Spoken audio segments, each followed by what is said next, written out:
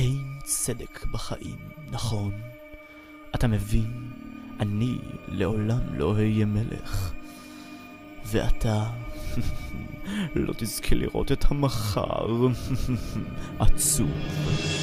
אמא שלך לא לימדה אותך שלא משתעשעים באוכל? מה אתה רוצה? באתי להכריז שהמלך מופסה נמצא בדרכו, אז כדאי שיהיה לך תירוץ משכנע שלא באת לטקס הבוקר. לא תראה, זזו, בגללך הפסדתי ארוחה. תפסיד הרבה יותר כשהמלך יחסל איתך חשבון. הוא כועס כמו היפו מורעב. אני רועד מפחד. די סקר, אל תסתכל בי כך.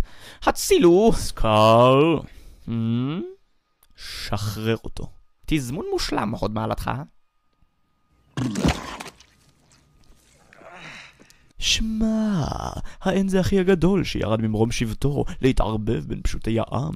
סרבי ואני לא ראינו אותך בטקס של סימבה. זה היה היום? אני מרגיש היום. פרח מזיכרוני. כן, בטח. גם עם ראש פורח כשלך, כאחיו של המלך, היית צריך להיות ראשון בשורה.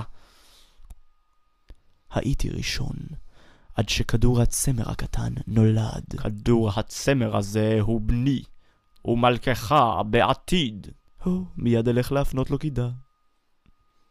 אל תפנה לי את גבך, סקר. או לא, מופסה, ואולי לך לא כדאי להפנות את גבך אליי.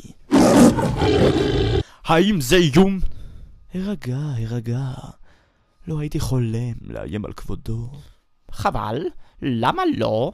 כי אם מדברים על שכל במשפחה, אני קיבלתי את חלק הארי. אבל אם מדובר בכוח ואלימות, לצערי אני יצאתי מקופח במקצת. בכל משפחה יש אחד כזה. אצלי אפילו 2, והם תמיד מצליחים להרוס אירועים חגיגיים. מה אני אעשה איתו? הוא יכול להיות שטיח יפה מאוד. זזו. חשוב על כך. כשהוא יתלכלך תוכל לחוות בו כרצונך.